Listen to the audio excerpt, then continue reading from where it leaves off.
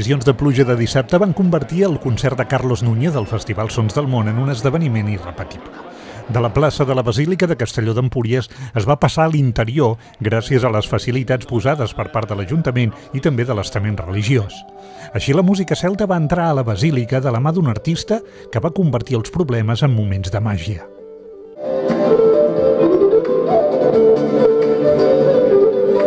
Les més de 500 persones que havien exhaurit les entrades i alguna més que va tenir la sort que el canvi d'escenari permetés ampliar l'aforament podran explicar que van escoltar un dels millors gaiters del món en aquest espai religiós.